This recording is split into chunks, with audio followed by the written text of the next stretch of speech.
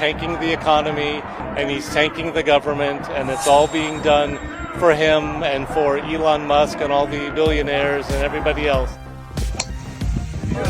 Shot. Sir, have you talked to any tech leaders over the weekend about the tariffs? Yeah, and you know what they said? We don't blame you. This is what democracy looks like.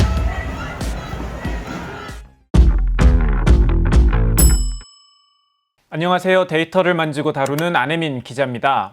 오늘의 이야기는 이 사진에서부터 시작합니다.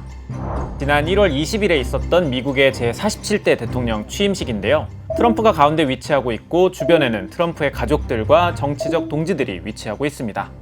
당연히 트럼프가 마음 가는 사람들을 자신과 더 가까운 자리에 배치했을 거고요. 그런데 여기 있는 사람들 어딘가 익숙합니다. 다들 빅테크 기업들의 수장이죠. 트럼프의 가장 가까운 자리에 왜 이들이 있는 걸까요? 최근 해외 뉴스들을 보면 테크 기업들의 정치화가 뜨거운 화두입니다.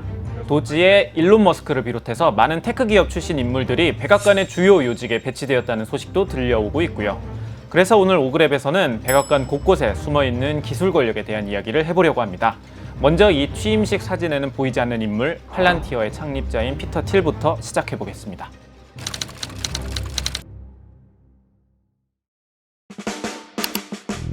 피터 틸은 1967년 독일 프랑크푸르트에서 태어났지만 출생 직후에 미국으로 넘어가 미국에서 쭉 생활을 했습니다. 피터 틸의 10대는 치열한 경쟁이 가득한 실리콘밸리 한복판에서 보냈는데요. 그 고단함을 달래주었던 게 바로 톨킨의 소설들이었습니다. 스탠퍼드 대학교 철학과에 진학한 피터 틸은 보수적 색채를 띤 학내 신문인 스탠퍼드 리뷰를 만들고 초대 편집장에 오릅니다. 이때 멤버가 피터 틸과 데이비드 sak스, 키스 라보이스인데요. 이 인물들은 나중에 또 등장할 예정이니까 기억해 두시면 좋습니다. 철학과 졸업 이후 스탠퍼드 로스쿨까지 마친 피터 틸은 법조계에서도 잠깐 일을 합니다. 딱히 흥미가 없었는지 다시 캘리포니아로 돌아와 본격적인 창업에 나서죠. 이 시점이 막 인터넷이 폭발적으로 성장하던 닷컴 붐 때라 피터 틸은 인터넷 관련된 사업을 진행합니다. 문과생인 피터 틸이 개발을 할 순 없으니 개발자와 함께 했는데 이때 멤버가 맥스 레브친과 브루크 노색입니다. 참고로 맥스 레브친은 우리가 인터넷에서 로그인할 때 보는 흐물흐물한 이미지 캡차를 최초로 상용한 인물이기도 하죠. 이렇게 셋이서 만든 회사가 바로 컴피니티입니다. 컴피니티가 하려는 사업은 데이터를 암호화해서 소비자가 편리하게 사용할 수 있는 디지털 지갑을 만드는 거였죠. 피터 틸은 스탠퍼드 리뷰 출신의 스탠퍼드 동문들을 데리고 오고 일리노이 대학교 출신인 맥스 레브친은 일리노이 대학교 출신의 개발자들을 데려왔습니다. 데이비드 sak스는 이때 피터 틸의 스탠퍼드 커넥션으로 합류를 하죠. 그리고 1999년에 드디어 페이팔이라는 서비스가 출시됩니다. 그런데 공교롭게도 매우 비슷한 시기에 매우 비슷한 동네에서 페이팔과 매우 비슷한 사업이 등장합니다. 창업자는 바로 일론 머스크였죠. 일론 머스크는 사람들이 인터넷을 금융 저장소로 사용할 준비가 되었다고 판단하고는 온라인 은행인 X.com을 열었습니다. 피터 틸의 컴피니티 그리고 일론 머스크의 X.com은 치열한 경쟁을 벌였고 결국 두 사람은 단판을 지어버립니다. 어떻게 했냐면 컴피니티와 X.com을 합친 거죠. 합병 후 사명은 페이팔로 바꾸고 대신 경영권은 머스크가 쥐었죠. 페이팔의 초대 CEO에 오른 일론 머스크의 행복은 아쉽게도 그리 오래가지 못했습니다. 왜냐하면 머스크와 개발진과의 갈등이 이어졌거든요. 일론 머스크는 페이팔 운영체제를 새로 나온 마이크로소프트의 윈도우로 바꾸자라고 주장한 반면 페이팔의 개발진들은 기존의 유닉스 운영체제를 포기하지 않았습니다. 사건은 머스크가 신혼여행을 간 사이에 벌어졌어요. 머스크가 잠시 회사를 비운 사이 페이팔 이사회에선 머스크 대신 피터 틸로 CEO를 교체해버렸거든요. 페이팔의 2대 CEO에 오른 피터 틸은 2002년 페이팔을 상장시키고 몇 달 후 이베이에게 무려 15억 달러의 금액을 주고 팔아버립니다. 이 과정에서 회사 임직원들은 막대한 부를 얻게 되죠. 이렇게 한순간에 부자가 되었다면 여러분은 어떤 삶을 사실 것 같나요? 바로 퇴사해버리고 유유자적한 인생을 즐길까요? 페이팔 출신의 사람들은 달랐습니다. 이들은 이렇게 얻은 돈을 가지고 창업과 벤처 투자로 불릴 생각을 하죠. 초기 직원 50명 가운데 38명이 회사를 나갔고 새로운 기업들을 만들거나 투자에 나섰습니다. 이들은 서로 관계를 꾸준히 유지하면서 창업한 기업에 서로 투자를 하기도 하고 때로는 동업을 하면서 상호 성장하는 무리를 만들어냅니다. 이들을 두고 우리는 페이팔 마피아라고 부르죠. 오그랩 첫 번째 그래프를 통해 살펴보겠습니다. 페이팔 마피아들의 창업 투자 네트워크를 그려보면 이렇게 나옵니다. 여기에 위치한 피터 틸을 한번 봐볼까요? 틸과 엮여있는 기업은 무려 59개나 됩니다. 페이팔 마피아와 함께 틸은 발라벤처스, 미스릴, 플라리움 캐피탈과 파운더스 펀드 이렇게 4개 기업을 만들었고 다른 사람들의 기업에 투자하거나 조언을 한 것이 55개나 됩니다. 페이팔 마피아가 만든 기업 대표적인 것들만 살펴보겠습니다. 일단 페이팔의 CEO였던 리드 호프먼은 돈 없는 대학생이 만든 사업을 피터 틸에게 소개해서 투자를 권유합니다. 바로 페이스북이죠. 참고로 리드 호프먼은 세계 최대의 고용 소셜미디어인 링크드인을 창업했고요. 거물급 임원이 아닌 페이팔 직원들이 만든 기업들도 많습니다.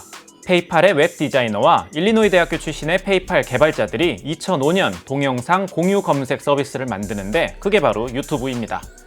유튜브 최초의 동영상 미 앳 더 주에 등장하는 바로 이 사람이 자베드 카림이죠. 이 외에도 에어비앤비, 핀터레스트, 우버, 에버노트 등 현재는 굵직한 서비스로 성장한 기업들의 시작을 보면 페이팔 마피아의 손길을 확인할 수 있습니다.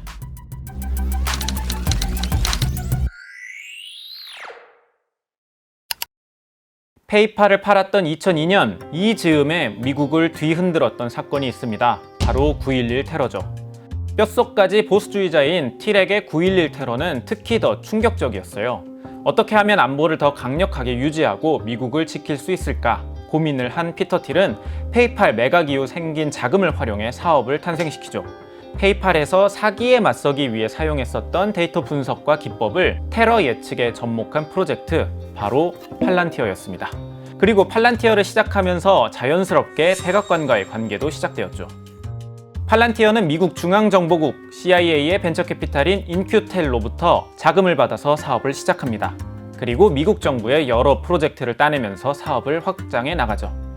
이후에 피터 틸은 정치 쪽에서도 점차 본인의 목소리를 내기 시작합니다. 2016년 미국 대선에서 실리콘밸리에서는 거의 유일하게 트럼프를 지지한다고 공개적으로 선언한 사람이 바로 피터 틸이었습니다. I am proud to be gay. I am proud to be a Republican. But most of all, I am proud to be an American. I don't pretend to agree with every plank in our party's platform. Tonight, I urge all of my fellow Americans to stand up and vote for Donald Trump. 성소수자인 피터 틸은 공화당이 LGBT 권리를 제한함에도 불구하고 공화당의 대선 주자인 트럼프를 강력 지지했습니다. 참고로 피터 틸 주변에는 성소수자인 자유주의 우파 사람들이 몇몇 있는데요. 스탠퍼드 리뷰를 함께 만들었던 키스 라보이스 역시 성소수자 우파입니다. 여하튼 트럼프가 대통령에 당선된 이후 피터 틸은 인수위원회에 당당히 합류해서 그 영향력을 보여주기도 했습니다. 당선 이후 트럼프 타워에 모인 테크 기업 임원들 사이에서 피터 틸은 트럼프 바로 옆자리에 앉아 있습니다. 피터 틸은 테크 기업과 트럼프 행정부 사이에 자리를 만들면서 기술 산업과 정치와의 접점을 넓혔고 일부 인사는 추천을 하는 등 적극적으로 트럼프 행정부에 가담했습니다. 하지만 그 영향이었던 걸까요?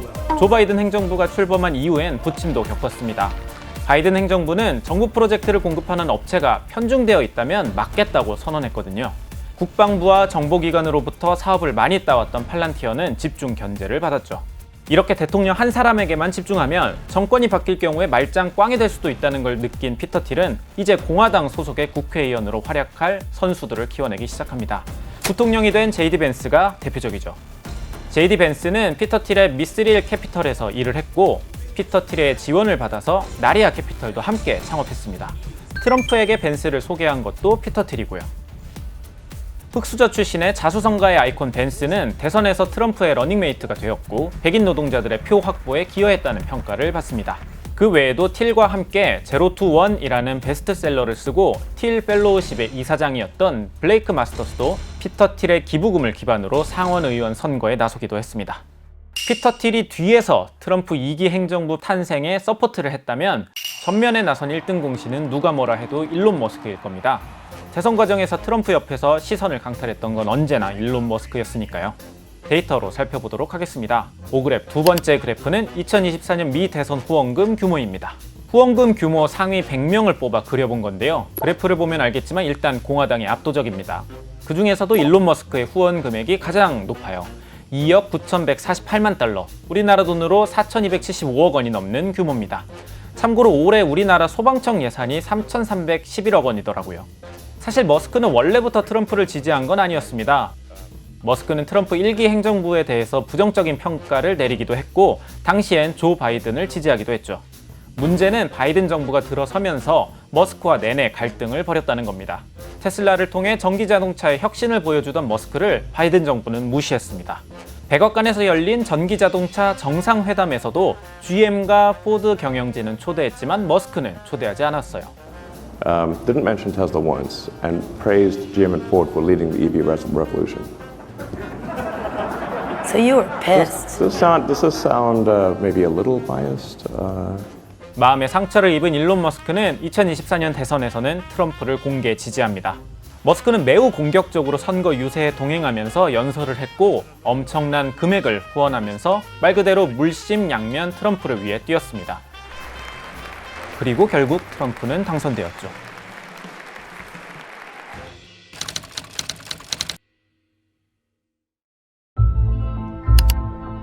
피터 틸과 일론 머스크만 정치권에 적극적이었던 건 아닙니다. 2016년에 피터 틸이 주도했던 기술과 정치와의 만남 이후 약 10년 사이 테크 기업은 점점 로비 자금을 늘려왔습니다.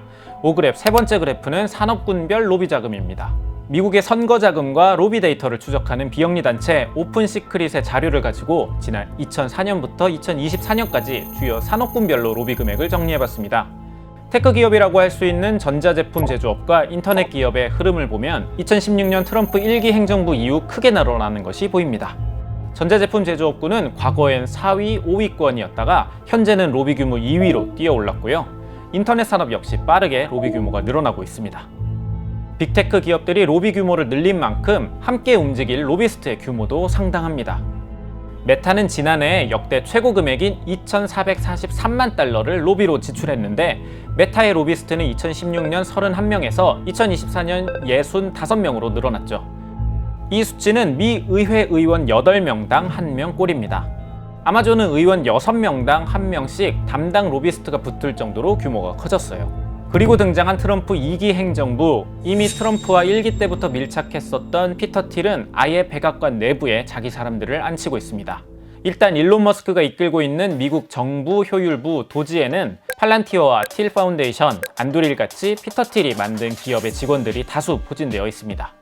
그리고 정부의 요직에도 피터 틸의 네트워크가 가동되고 있죠.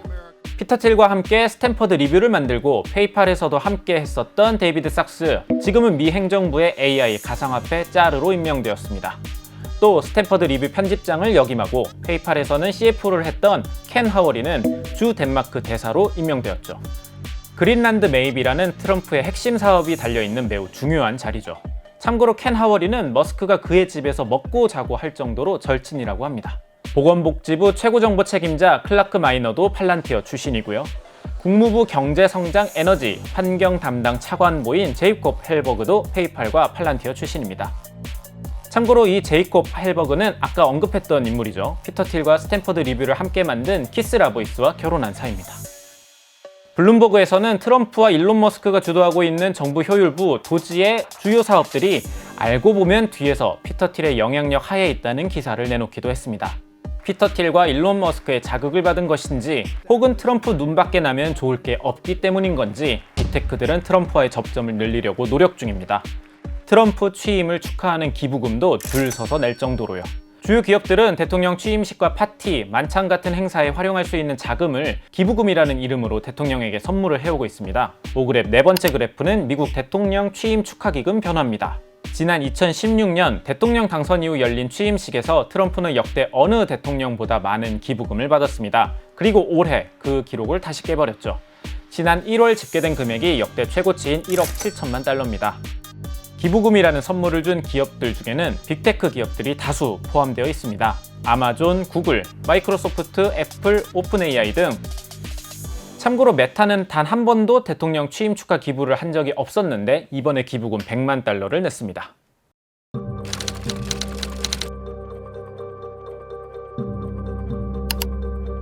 이렇게 보니 앞서 살펴본 취임식에서 왜 빅테크 임원들이 이렇게나 트럼프와 가깝게 위치했는지 조금은 감이 옵니다. 이들은 심지어 트럼프 정부에서 일할 사람들보다도 더 가까운 자리에 있었어요. I want to warn the country of some things that give me great concern. This is a dangerous concentration, and that's a dangerous concentration of power in the hands of a very few ultra-wealthy people. Today, an oligarchy is taking shape in America of extreme wealth, power, and influence. that literally threatens our entire democracy, our basic rights and freedoms, and a fair shot for everyone to get ahead. 바이든은 고별 연설에서 미국 내에서 커지는 과두정을 경고한 바 있습니다. 과두정은 2개 이상의 소수의 머리가 이끄는 정치 체계를 의미하는데요. 경고 대상을 누구라고 직접적으로 밝히지는 않았지만 아마도 트럼프와 기술 권력을 대표하는 머스크를 겨냥한 말이었을 겁니다. 혹은 그 뒤에 서 있는 피터 틸을 향한 말이었을지도 모르죠. 이미 미국은 트럼프 1기 때 민주주의의 후퇴를 경험한 바 있습니다. 오그랩 마지막 그래프를 통해 살펴보겠습니다.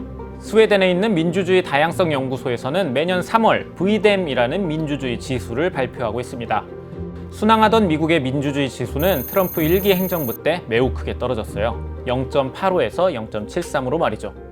0.73이라는 수치는 지금으로부터 약 50년 전인 1976년 미국의 민주주의 지수와 같습니다. 1976년은 리처드 닉슨 행정부가 불법 침입, 불법 도청과 같은 사건을 조직적으로 은폐하려고 했던 워터게이트 사건으로 무너지고 부통령이었던 제럴드 포드가 승계받았던 때입니다. 스웨덴 민주주의 다양성 연구소에선 이때와 비교해서 트럼프 1기 시절에 민주주의가 더 약해졌다고 평가했습니다. 정부를 비판하는 언론사를 탄압하고 행정부의 권한은 강화하고 기업과는 더 가까워지고 민주주의보다는 권위주의적 성격이 지난 트럼프 1기 행정부 시절에 더 강했다는 거였죠. 아직 초반이긴 하지만 트럼프 2차 행정부는 지난 1차 때보다 훨씬 더 노골적으로 권위주의적인 모습을 보이고 있습니다. 기업 유착은 더 심해졌고 행정부 권한은 비대해지고 있죠. 게다가 테크 기업의 정치 권력화도 매우 빠르게 진행되는 모습이라 이대로 가다간 진짜 미국은 과두 정치로 탈바꿈할지도 모르겠습니다. 일부 학자들은 이런 권위주의 정권 하에서는 교육을 할 수 없다면서 미국을 떠나고 있습니다. 예일대의 세계적인 석학 3명이 동시에 캐나다 토론토 대학교로 옮기겠다고 선언하기도 했죠. 이들은 모두 독재와 권위주의, 파시즘을 연구해온 석학들입니다. 미국 학자들의 엑소더스가 본격화될지는 조금 더 지켜볼 필요가 있지만 분명 좋은 징조는 아닙니다.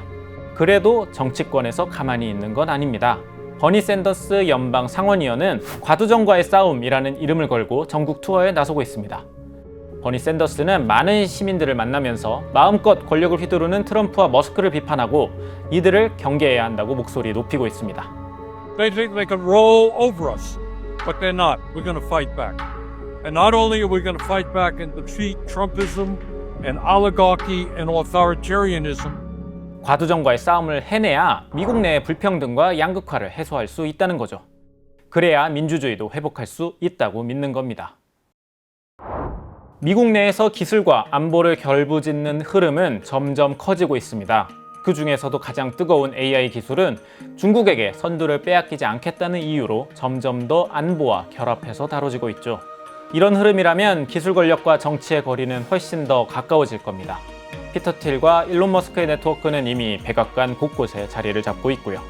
과연 우리는 기술 과두정을 미국에서 곧 보게 되는 걸까요? 아니면 버니 샌더스의 말대로 미국이 과두정과의 싸움에서 승리할 수 있을까요? 오늘 준비한 오그랩은 여기까지입니다. 끝까지 시청해주셔서 진심으로 감사합니다.